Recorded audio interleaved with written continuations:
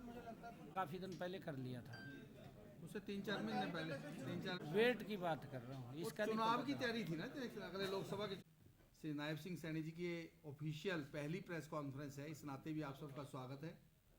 आज आप सबको जानकारी है कि सुबह लगभग 11:30-12 बजे से पार्टी के जो सभी सांसद हैं, विधायक हैं, मंत्री हैं प्रदेश सरकार में, जिला अध्यक्ष, जिला प्रभारी और जो हमारे मोर्चे हैं उसके अध्यक्ष, 10 लोकसभा में जो विस्तारक है वो 10 लोकसभा के विस्तारक, और इसके अलावा विकसित भारत संकल्प यात्रा एक जिस जो अंतिम व्यक्ति तक जो लाभ पहुंचा है अंत्योदय की भावना से, इस यात्रा का मकसद गांव-गांव के अंदर जाकर के इस यात्रा के माध्यम से कि जो हमारे लाभार्थी हैं उनसे बात करना, या कोई छूट गया है उसकी एप्लीकेशन लेना। नरेंद्र मोदी जी का एक ध्येय है कि हमारी सरकार हर गरीब व्यक्ति तक पहुंचे। यही ध्येय प्रदेश सरकार का है, मनोहर लाल जी की सरकार का है कि सरकार की योजना गरीब के घर तक जानी चाहिए। अंत्योदय की भावना से जो अंतिम लाइन के अंदर व्यक्ति है उस तक योजना का लाभ पहुंचना चाहिए। इस सब विकसित भारत संकल्प एवं जनसंवाद यात्रा ये शुरू होगी, और उसकी रचना के लिए, क्योंकि हमारे जैसा अभी बताया भी है, हमारे सभी सांसदगण, केंद्र के मंत्रीगण, हरियाणा सरकार के मंत्रीगण और हमारे सभी विधायकगण और सभी चुनाव लड़े 2019 के चुनाव में सभी प्रत्याशी और सभी हमारे जिलाध्यक्षों के साथ साथ हमारे सभी प्रभारी, जिला के प्रभारीगण और हमारे लोकसभा के विस्तारक, और उसके साथ साथ जो हमारे इस विकसित भारत संकल्प एवं जन संवाद यात्रा के कोऑर्डिनेटर हैं, हर जिला के कोऑर्डिनेटर, वो इस बैठक के अंदर सभी मौजूद हैं। और एक ही ध्येय है कि कोई गरीब व्यक्ति छूटना नहीं चाहिए, उस तक सरकार की योजना का लाभ पहुंचना चाहिए, और उसको लेकर के ये यात्रा ये शुरू होगी। आदरणीय मुख्यमंत्री जी इस यात्रा का हरियाणा के अंदर शुभारंभ करेंगे। सभी हमारे इस यात्रा के अंदर विधायकगण रहेंगे, सभी हमारे सांसदगण रहेंगे, सभी हमारे जिला परिषद के चेयरमैन रहेंगे और सभी हमारे मेयर रहेंगे। इस यात्रा के अंदर वो जहाँ जहाँ भी इसकी सारी रचना योजना बनेगी, इसका एक रोड मैप बना करके घर घर तक, गांव गांव तक सरकार की योजनाओं को पहुंचाना, और अगर जो छूटे हैं ऐसे लोगों को सरकार की योजना के साथ जोड़ना। और ये यात्रा 60 दिन तक ये चलेगी, और उसके अंदर सभी हमारे, जैसा मैंने कहा है कि हमारे मंत्रीगण हैं, जो हमारे सांसदगण हैं, विधायकगण हैं, उनका सबका समय लेकर के हर कार्यक्रम में, इस यात्रा में कोई ना कोई एक प्रमुख व्यक्ति उसके अंदर रहने वाला है, वो रहेगा। और आज ये इस योजना और रचना को लेकर के इस बैठक का आयोजन किया गया है। 60 दिन से ये यात्रा चलेगी, कहाँ से शुरुआत होगी, किस दिन से शुरुआत हो रही है? आज इसकी सारी की सारी बैठ कर के चर्चा हो रही है, इसकी प्लानिंग बन रही है, और वो समय समय के ऊपर आप लोगों को शेयर कर दी जाएंगी, बातें बता दी जाएंगी। प्रारूप क्या होगा, मतलब क्या होगा इस यात्रा का? इस यात्रा का, जैसा मैंने, इस यात्रा का प्रारूप यही है कि 9.5 वर्षों में नरेंद्र मोदी जी के नेतृत्व में जितनी योजनाएं चली हैं, आयुष्मान कार्ड है, जनधन खाता है, या हर घर के अंदर नल स्वच्छ जल है, प्रधानमंत्री किसान सम्मान निधि है, या प्रधानमंत्री फसल बीमा योजना है, या आवास, प्रधानमंत्री आवास योजना है, बहुत सारी योजनाएं हैं, या स्वच्छ भारत है, स्वच्छता को लेकर के है। इस यात्रा के अंदर हर पहलू को टच किया जाएगा कि जो नरेंद्र मोदी जी के 9.5 वर्षों में काम हुए हैं। उज्ज्वला योजना है कि हमारी माताओं बहनों को प्रधानमंत्री उज्ज्वला योजना के तहत उनके घर में कनेक्शन और सिलेंडर पहुंचाने की व्यवस्था वो नरेंद्र मोदी जी की और मनोहर लाल जी की सरकार ने की है। ये बहुत सारी एक लिस्ट है योजनाओं की। उन योजनाओं को जो लाभार्थी हैं उनसे बात करना, अगर कोई छूट गया है कि अधिकारी भी रहेंगे, अधिकारी वहाँ पर मौजूद रहेंगे इस यात्रा के अंदर और उन तक सरकार की योजनाओं का लाभ पहुँचे, ये नरेंद्र मोदी जी का ध्येय है और आदरणीय मुख्यमंत्री मनोहर लाल जी का ये ध्येय है। और एक दिन के अंदर ये यात्रा 2 कार्यक्रम करेगी। जो यात्रा हमारी वैन आएगी, वो वैन के अंदर एलईडी लगी होगी, एलईडी के साथ साथ वो सरकार के जो काम किए हैं उनके बारे में भी वो बताएगी, जो योजनाओं का लाभ मिल रहा है, और अगर कोई छूटा है तो उसकी एप्लीकेशन भी लेंगे। नहीं, हरियाणा प्रदेश के 6223 पंचायतें हैं, हर पंचायत को ये कवर ये करेगी। लोकसभा चुनाव के मद्देनजर है या जो प्रदेश सरकार की नीतियां रही इस दौरान उसका भी इस यात्रा में जो है उपलब्धियां बताई जाएंगी? और जैसा आपने बताया कि केंद्र की हैं, तो राज्य सरकार की भी? राज्य सरकार की दोनों। हमारी 9.5 सालों में जो नरेंद्र मोदी जी ने जो उन्होंने कहा था कि हमारी सरकार ये गरीब को समर्पित सरकार होगी, कि इन 9.5 वर्षों में केंद्र सरकार ने जो जो काम किए हैं, जिनका लाभ नीचे जीरो ग्राउंड के ऊपर पहली बार ये पहुंचा है, प्रदेश सरकार का पहुंचा है, इन दोनों के बारे में हर गांव-गांव में जाकर के इसकी चर्चा करेंगे और चर्चा के साथ अगर कोई छूट रहा है उसकी एप्लीकेशन भी लेंगे और एप्लीकेशन लेके सरकार की कितनी वैन होंगी ये वीडियो न्यूज़ वाली? कितनी वैन होंगी टोटल की? अभी जो जानकारी है मेरे पास वो 58 की है और धीरे धीरे करके अगर और आएंगी तो उसको बढ़ा दिया जाएगा, वो आपको बता दिया इन जाएगा। यात्राओं में कहा कि अपने अधिकारी मौजूद होंगे, अधिकारी आईएएस होंगे, एचसीएस होंगे, क्योंकि जब ये अनाउंसमेंट केंद्र ने करी थी कांग्रेस ने भी सवाल खड़े किए थे नहीं, कि नहीं, देखिए, नौकरशाह होगी, क्यों ड्यूटियां इस तरह की यात्रा में लगाई जा रही है? नहीं, ये सरकार की जो योजनाएं हैं उन योजनाओं को धरातल के ऊपर वो पहुंच रही हैं, अगर कोई छूट गया है उसको सरकार की योजना के साथ जोड़ना, इस यात्रा का उद्देश्य ही यही है कि इंटरेक्शन करना और सरकार ने क्या काम किए हैं उसके बारे में बताना, और उसको लेकर के आज ये बैठक हमारे वॉलंटियर उसके अंदर लगेंगे, हमारे वॉलंटियर लगेंगे, उन वॉलंटियरों की ड्यूटी लगेगी, कौन कौन कहाँ कहाँ पर इस व्यवस्था को देखेगा। और इस यात्रा के अंदर हमारे सभी सांसदगण, राज्यसभा के सांसदगण, हरियाणा सरकार के हमारे मंत्रीगण और सभी विधायकगण, और जैसा मैंने कहा है कि हमारे जिला परिषद के चेयरमैन और हमारे मेयर, जो ये प्रमुख हमारे व्यक्ति हैं, ये इसके अंदर कहीं ना कहीं हर जो कार्यक्रम होगा एक दिन के अंदर ये यात्रा 2 कार्यक्रम करेगी और उसके अंदर एक एक हमारा, चाहे कहीं विधायक रहेगा, कहीं सांसद रहेगा, कहीं आदरणीय मुख्यमंत्री जी रहेंगे, कहीं हमारे राज्यपाल महोदय रहेंगे। ये यात्रा जो है जी वो सरकारी होगी या पार्टी की होगी? नहीं, देखिए, ये सरकार की तरफ से इसको वो किया जा रहा है इसमें जैसे अध्यक्ष जी, और इसके अंदर डीसी नोडल अधिकारी है। जिस तरह से आपने कहा कि कोई अंतिम व्यक्ति छूट गया है पंक्ति में, उसके फॉर्म भरे जाएंगे, कुछ लोगों की अगर शिकायत भी रहती है क्योंकि वो एप्लीकेशन अगर कोई देना चाहे गांव के अंदर वो लेंगे कोई शिकायतें भी शिकायत की अगर कोई एप्लीकेशन देता है, आदरणीय मुख्यमंत्री जी के जनसंवाद के कार्यक्रम चल रहे हैं हरियाणा प्रदेश के अंदर, वही पैटर्न उसी पैटर्न के ऊपर ये है। आप जो ये यात्रा है विकसित भारत संकल्प यात्रा, इसको लेकर आगे बढ़ रही है और पूरे देश में जो काम हुआ है 9 साल में उसको लेकर जा रहे हैं, लेकिन टिप्पणी हो रही है, जो राहुल गांधी है वो देश के प्रधानमंत्री नरेंद्र मोदी पर टिप्पणी कर रहे हैं, कई ऐसे शब्दों का इस्तेमाल हुआ है जो अमर्यादित भी है। तो आप क्या देखते हैं, सिर्फ कांग्रेस एक तरफ सीधा प्रधानमंत्री मोदी पर अटैक कर रही है, उनके ऊपर टिप्पणी कर रही है, कांग्रेस के नेता राहुल गांधी कई बार इस तरीके से टिप्पणी कर चुके हैं, दूसरी तरफ आप अपने विकसित भारत यात्रा को लेकर लोगों के बीच में जा रहे हैं, तो कितना असर होगा आपकी योजनाओं का, आपके फैसलों का जब इस तरीके की टिप्पणी होगी? देखिए, मैं इसके ऊपर ये कहना चाहूँगा, क्योंकि कांग्रेस जिस प्रकार की अभद्र भाषा बोल रही है वो निंदनीय है, और मुझे ऐसा लगता है कि कांग्रेस की दुकान से सामान ख़त्म हो चुका है।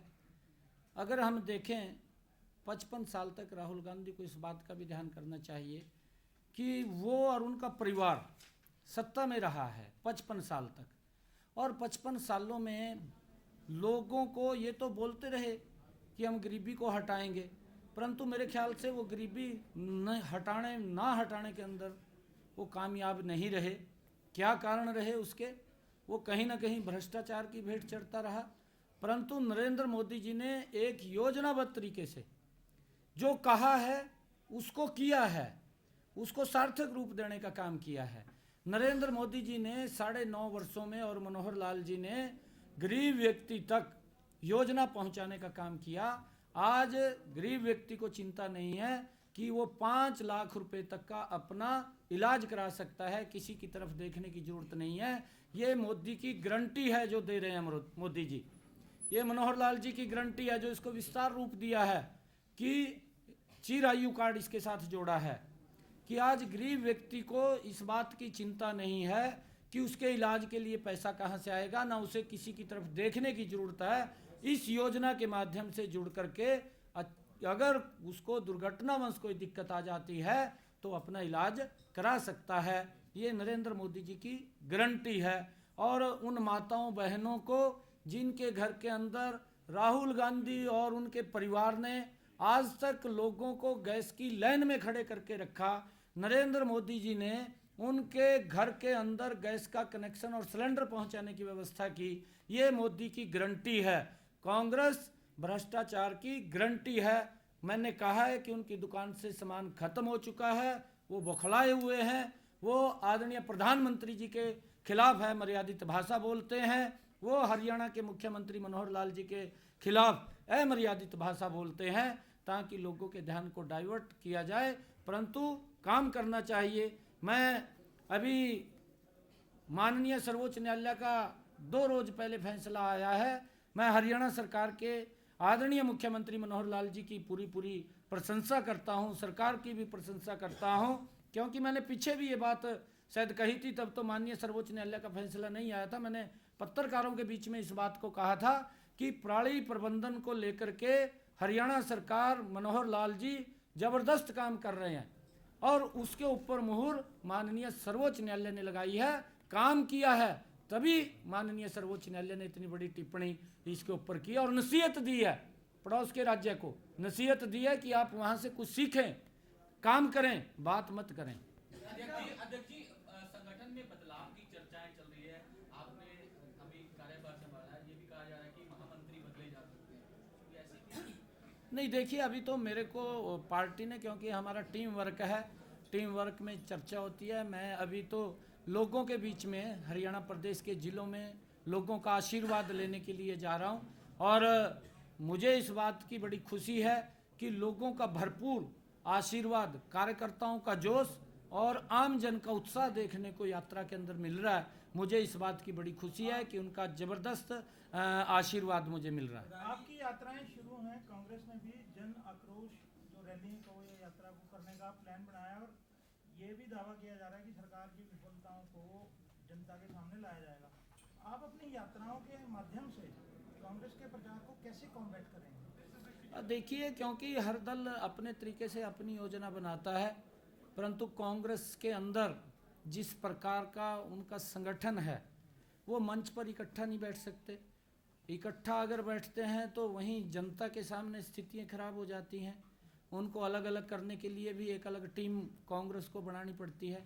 वही जन आक्रोश कांग्रेस के अंदर है। मनोहर लाल जी और नरेंद्र मोदी जी के प्रति लोगों का उत्साह है। सनी साहब, आपने कहा कि केंद्र सरकार और राज्य सरकार की जो योजनाएं हैं उन्हें यात्रा के माध्यम से पहुंचाया जाएगा। इससे पहले सीएम मनोहर लाल जनसंवाद कार्यक्रम भी कर रहे हैं, सांसद भी कर रहे हैं, विधायक भी कर रहे हैं, मंत्री भी कर रहे हैं। तो क्या इस यात्रा से जो योजनाएं हैं वो अलग पहुंचेंगी या जो जनसंवाद कार्यक्रम हो रहे हैं उनके माध्यम से नहीं? नहीं, मैंने बोला है ना, मैंने एक शब्द कहा है, विकसित भारत संकल्प एवं जनसंवाद यात्रा। अब ये सारा का सारा इकट्ठा चलेगा, क्योंकि आदरणीय मुख्यमंत्री जी का भी यही उद्देश्य था कि गांव के अंदर कोई व्यक्ति छूट न जाए। मैं स्वयं जनसंवाद के कार्यक्रमों में रहा हूं, मैंने स्वयं जनसंवाद के कार्यक्रम किए। जब मैं गांव के अंदर जाकर के इस बात को पूछता हूं कि कोई व्यक्ति अगर छूटा है वो हाथ खड़ा करे, या किसी के टेक्निकल गलती के कारण उसकी इनकम ज़्यादा बढ़ी गई है और वो पात्र व्यक्ति है, उसको लाभ मिलना चाहिए, उसका बीपीएल बढ़ना चाहिए, उसका आयुष्मान बढ़ना चाहिए, तो उसकी एप्लीकेशन और उसको दुरुस्त करने का काम वो वहीं मौके पर होगा। और अगर कोई किसी को मकान चाहिए, उससे छूटा हुआ है, उसकी एप्लीकेशन लेंगे। किसी का जनधन खाता नहीं खुला या किसी का घर के अंदर नल नहीं है, वो सारा का सारा एप्लीकेशन कोई देगा तो उसको मौके पर ही उसका समाधान। मुख्यमंत्री के चेहरे को लेकर जो रस्साकशी का माहौल है, जिस तरह भूपेंद्र सिंह हुड्डा खुद को स्वघोषित मुख्यमंत्री का चेहरा बता रहे हैं, कल कुमारी शैलजा ने भी ये बयान दिया कि केंद्र ये तय करेगा कि मुख्यमंत्री का उम्मीदवार या चेहरा कौन होगा हरियाणा में। देखिए, कांग्रेस की, मैंने कहा है अभी थोड़ी देर पहले कि कांग्रेस की दुकान में सामान नहीं रहा, और जब सामान नहीं है तो इस प्रकार के रेवड़ियाँ बांटने का काम करते हैं। भूपेंद्र सिंह हुड्डा ने कहा कि मैं 4 उप मुख्यमंत्री बनाऊंगा। संविधान की दृष्टि से अगर आप सब जागरूक मीडिया कर्मी बैठे हैं, मेरे ख्याल से 8 के करीब में मंत्री बनते हैं हरियाणा के अंदर, राज्य मंत्री हैं। 7 मंत्री कैबिनेट 7 और 8 इतने बनते हैं मुख्यमंत्री जी को लगा करके, और वो बोल रहा है कि 4 मैं उप मुख्यमंत्री बनाऊंगा। तो फिर उसके अंदर मुख्यमंत्री बनाने की उसको क्या जरूरत है, सभी को ही बना दे वो। फिर ये अगर इस प्रकार की रेवड़ी बांटने का वो काम कर रहा है, तो मैंने कहा है कि उनकी दुकान में सामान नहीं रहा, और जब सामान नहीं है तो इस प्रकार के रेवड़ियाँ बांटने का काम, इस प्रकार के उसके परिणाम क्या निकलेंगे, तो ये झूठ तो बोल देते हैं, परंतु उसके जो दुष्परिणाम निकलते हैं वो प्रदेश की जनता को प्रभावित करते हैं, वो प्रदेश को प्रभावित करते हैं, उसका दुष्परिणाम निकलता है। अध्यक्ष जी, आने वाले समय में 3 इलेक्शन होगा, एक लोकसभा होगा, एक विधानसभा होगा, एक आपका खुद इलेक्शन होगा, क्योंकि एमपी का आपको भी लड़ना है। तो आपका स्ट्रेटजी क्या होगा, और क्योंकि आप प्रेसिडेंट हैं तो आपको भी स्ट्रेटजी बनाना ही पड़ेगा। हमारे सभी कार्यकर्ता पन्ना से लेकर के, हमारे पास एक कार्यकर्ताओं की पूरी चैन है।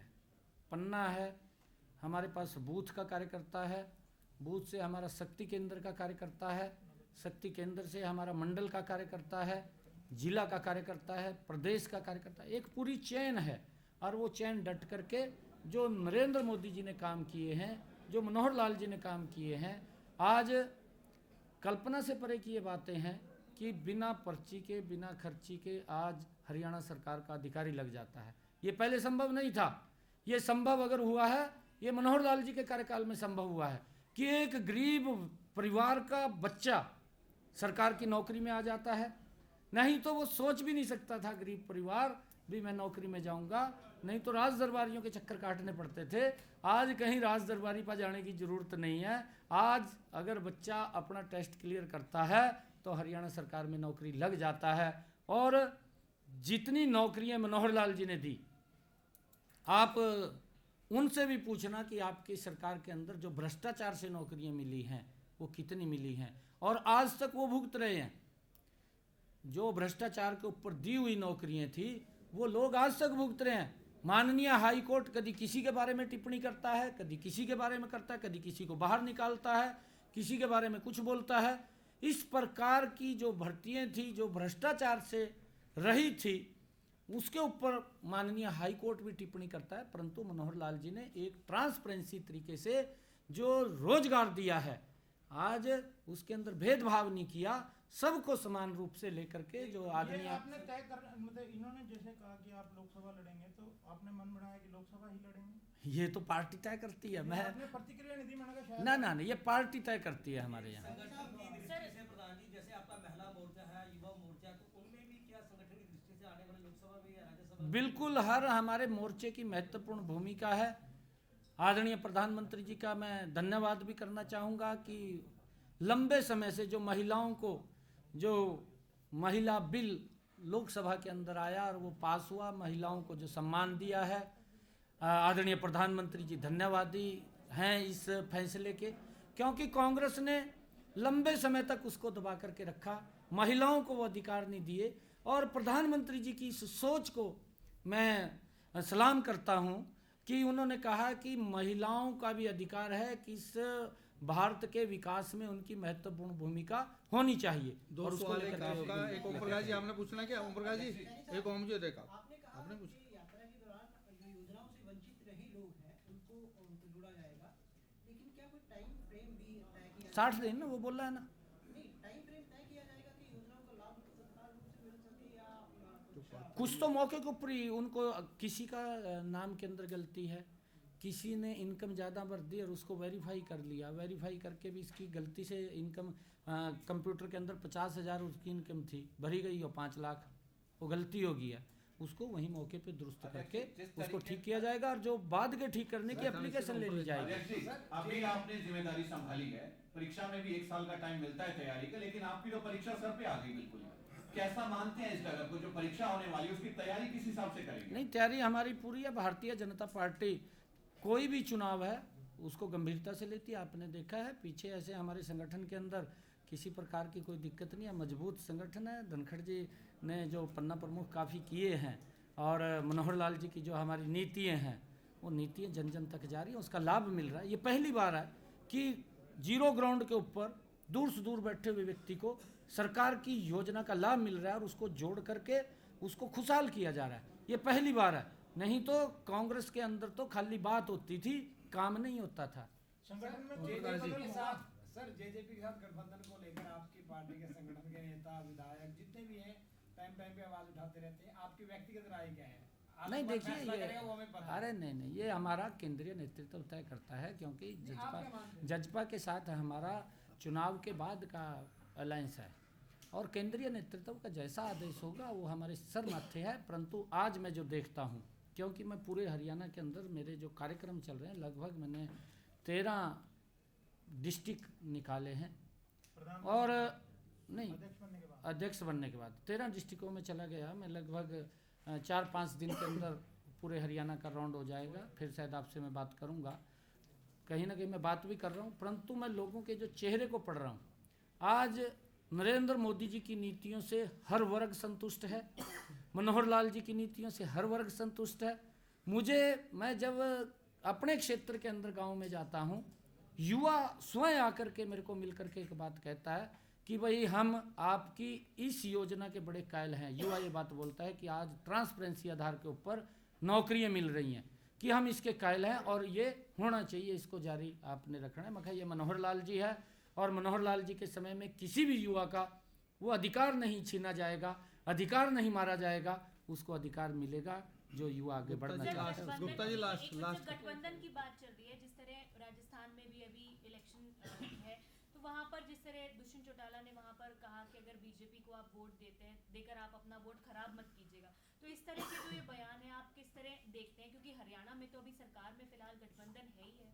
नहीं देखिए, मैंने इसको कहा है कि हमारा जो ध्येय है 10 की 10 लोकसभा की सीटें जीतना, और जो मैंने कहा है कि मैं जा रहा हूँ और लोगों के चेहरे को पढ़ रहा हूँ, 10 की 10 लोकसभा की सीटें भारी बहुमत से जीतेंगे। हरियाणा के अंदर भी डबल इंजन की सरकार तीसरी बार मनोहर लाल जी के नेतृत्व में बनेगी। और अलायंस का विषय मैंने बता दिया है, ये हमारे केंद्रीय नेतृत्व का विषय है।